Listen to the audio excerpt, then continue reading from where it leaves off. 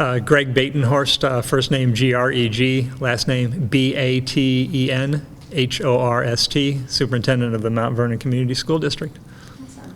And I guess just overall, how has this return to learn process been for your district?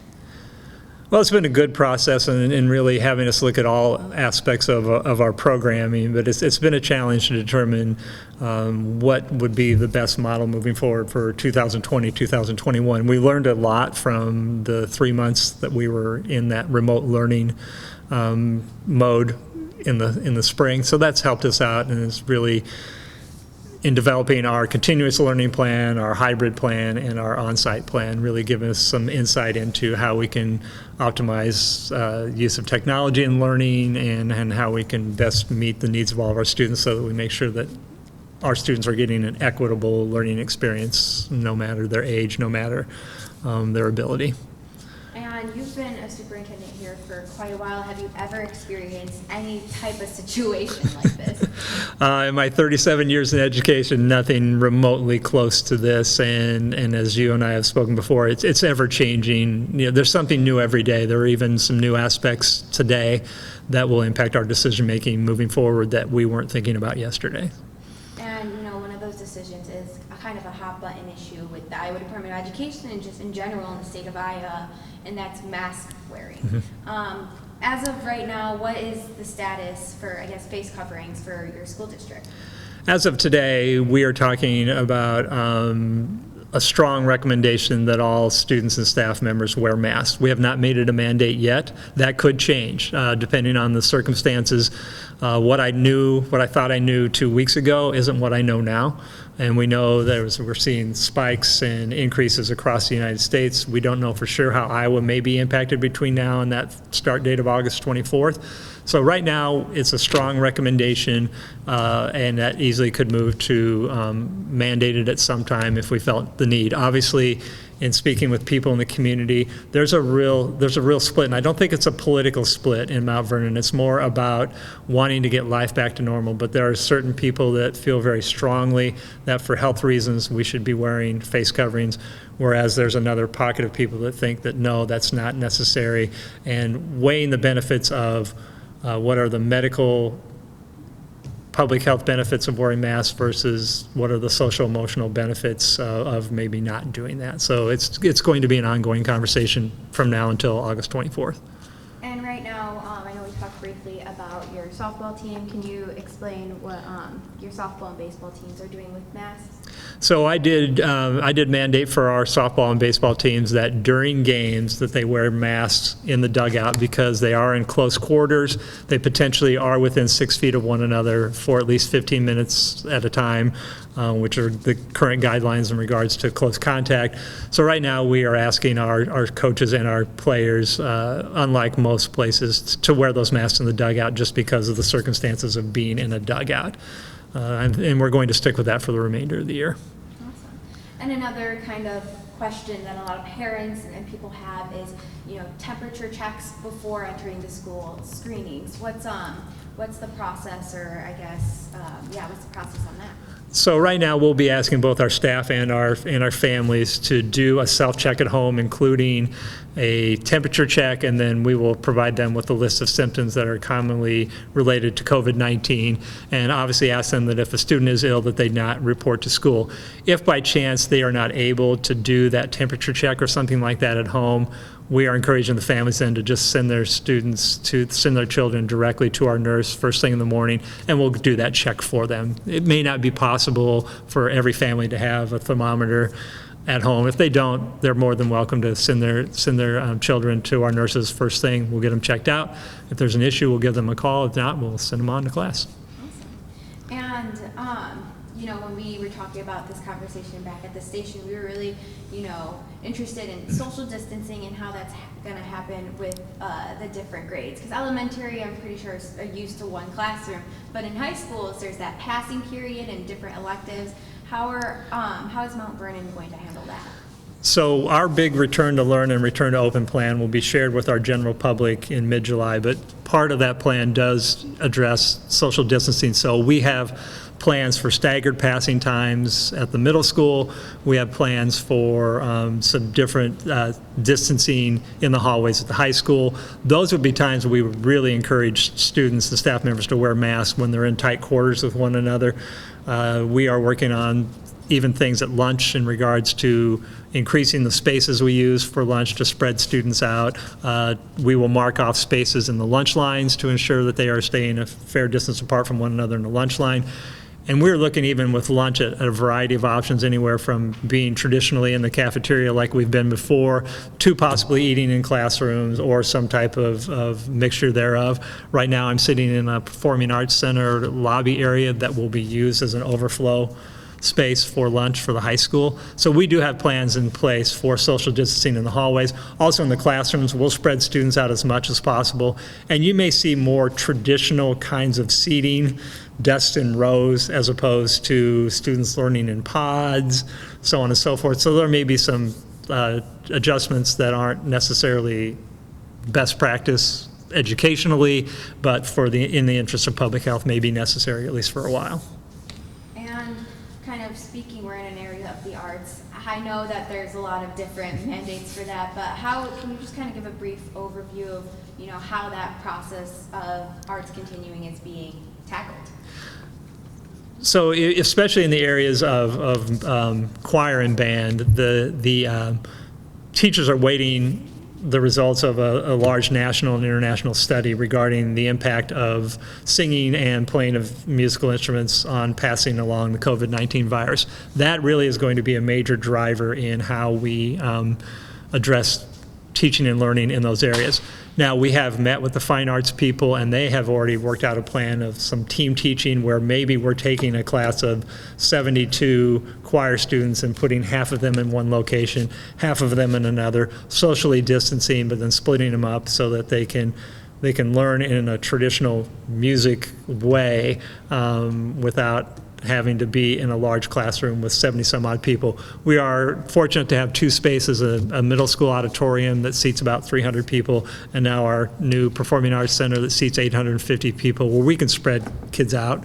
But we'll wait those guidelines from the different organizations to help us know how we will teach those classes. It won't look the same as it has before, but we think we still can make have a positive product out of it.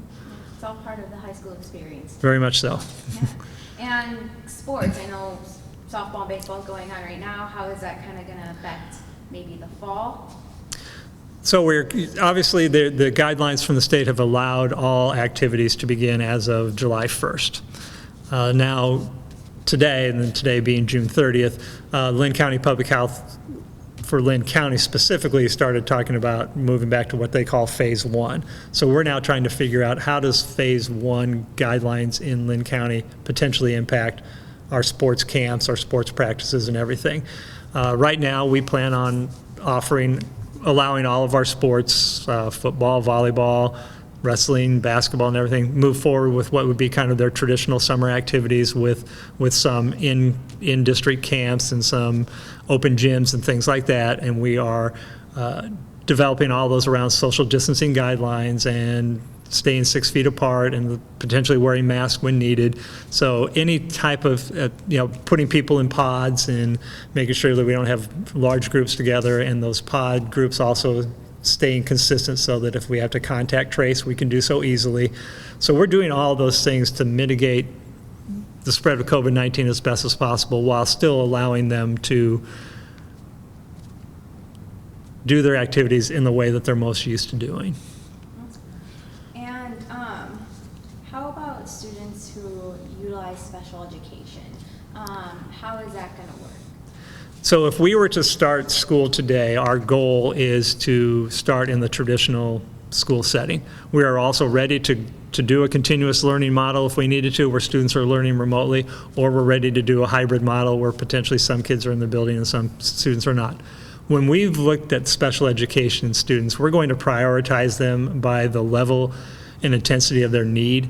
And really those students who have the greatest intensity of learning needs that qualify for special education services, we would recommend to their families that we bring them in on a daily basis, no matter what type of schedule we're on. So we're going to do as much as we can to deliver support for them in person, even if we were in a remote setting. Again, like we were in the spring, we may also push our special education teachers out to especially those more in need of intense services to be able to provide those one-to-one in person. So we're going to prioritize them by need and then make a plan for each one of them.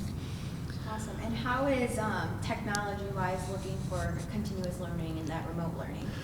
So we were not a one-to-one district as of the end of the 2019-2020 school year. But as we got to the end of that and then we looked forward saying that what could be our reality in 2020-2021, we determined that we really needed to buy up technology devices to the point where we would have a device for every student.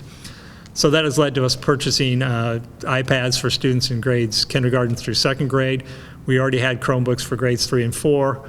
We already have computers for grades 5 through 8, so then we also then bought Chromebooks for grades 9 through 12.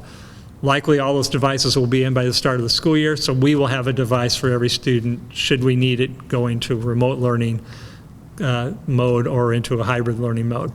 Also, Grantwood AEA has offered a fantastic field guide for how to integrate technology into effective teaching and learning. That is a really solid guidance for our teachers moving forward on how to improve in the use of technology in student learning. So we're asking our teachers to engage in learning that field guide and studying it and making sure that they are ready on day one, August 24th, to be able to deliver services as effectively as possible with technology.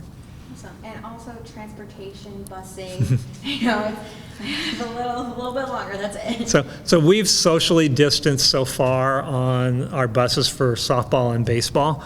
We've limited our capacity to about 11 to 12 players, which means we're taking additional buses, but we're okay with that. State guidelines do not require that social distancing once the school year starts, and it would be very difficult to do that. Fortunately, we only have 7 bus runs, which is not huge compared to a Cedar Rapids, an Iowa City, a Des Moines. But we will put in some of the guidelines that have already been talked about with transportation groups, loading the buses from back to front, having sibling groups sit together, but as much as possible then nobody else sitting together. A bus is where I really see the wearing of masks as being more of a mandate potentially than a recommendation because of the closeness of space, and they're going to be on that bus for longer than 15 minutes, and they're going to be within 6 feet of one another. So we'll put in some protocols. We will disinfect and clean those buses after every morning and afternoon run. So there are adjustments that we're ready to make to be able to still provide transportation for our families. I think one of the unintended consequences will be families choosing to not use the bus transportation, at least for a while. Yeah, exactly. And obviously a lot of big decisions are being made. What's it like, being a smaller school district, but kind of have Cedar Rapids on one end and then Iowa City? I guess what are you looking as a superintendent guidance? Are you, comparing to other school districts in the area, or how is that thinking process kind of going? I think more than comparing, we're learning from one another. So the Grantwood AEA superintendent group has been meeting regularly once or twice a week via Zoom since mid-March. So we're taking each other's ideas and trying to build them in as best practices in our own district. So we're learning a lot from one another, and we're doing a lot of the similar things. As you go around and talk to the different districts, you're going to hear a lot of the same language. You're going to hear a lot of the same approaches. So I think it's more about learning from one another as to what's best. But at the end of the day, I'm the superintendent of the Mount Vernon Community School District. My context is my community. I need to listen to my people. I need to listen to my families. I need to listen to my staff members. I need to listen to the different leadership groups in the district. We have a pandemic leadership team. We have my administrative team. We have the school board. In the end, we have to make the best decisions for Mount Vernon. And that may look different than the neighboring districts, but we will have made those decisions based on the data in front of us, based on what we're hearing from our constituents to make the best plan possible for our kids. Awesome. And how has Mount Vernon communicated with the community? So I've been in pretty regular communication with the community all the way through March, through April. I put out a communication yesterday, so yesterday would have been, June 29th, giving them an update on what our decision-making process looks like. So our pandemic leadership team looked at the draft of our Return to Learn, Return to Open plan yesterday and offered some feedback, and we're making some changes based on that feedback. I will share that draft with the board members on July 8th for their feedback and for their review. They'll discuss it in their regular board meeting on July 13th, and we encourage families to attend that meeting if they wish to share their input. After the board has met and talked about it and offered their suggestions to the plan, we'll revise it again, and then we'll put it out to the general public in mid-July so they can see the entire plan. I gave them some snippets of the plan yesterday, but not very much detailed information.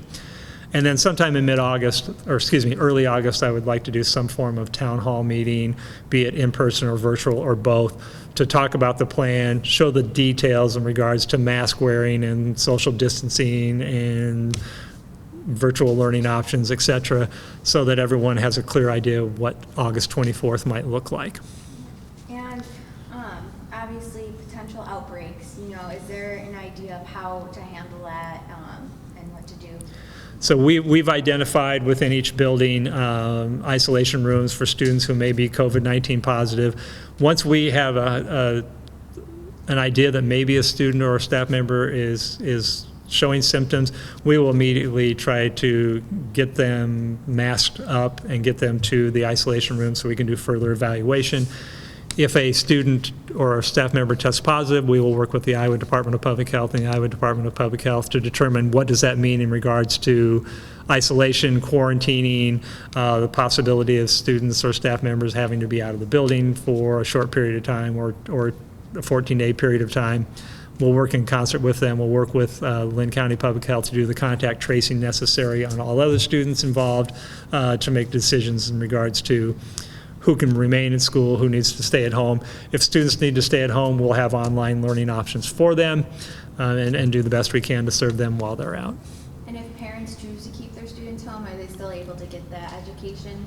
We will provide them with some online learning options through the school district to address those needs.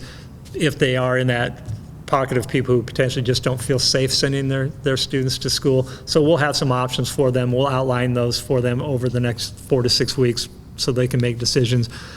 And I think, as you're aware too, families have been given the option to open enroll to one of the online virtual academies, public school online virtual academies in the state through July 15th if they have a significant health issue for the student or someone in the family that would cause them to want to open enroll to one of those academies and keep their children at home and not receive services through the district. So we have shared that information with our families so that they are aware of that option as well. And have people signed up, or? We just pushed out that information recently. A few people have asked about it. No one has signed up yet, but I wouldn't be surprised if a handful did, but I would not expect it to be a large number, especially since the district will be offering online support if they do not feel comfortable sending their students to school. Awesome. Anything else that you felt that I missed or want to add, or you want parents to know? I know we touched upon maybe a little bit of how this is ever changing, but Yeah, I think that's the main point is this is evolving every day. And what you may hear me say in early July could change by late July, could change by mid-August. We have no idea what the situation will be in the state and in the nation on August 24th. Those experts that say that we don't drive the calendar, the virus does, are 100% accurate. We are at the whim of the virus, but there are things that we know we can do to help mitigate the circumstances as best as possible so that we have the shared goal of reaching that shared goal of having our students in as traditional learning model as possible come August 24th.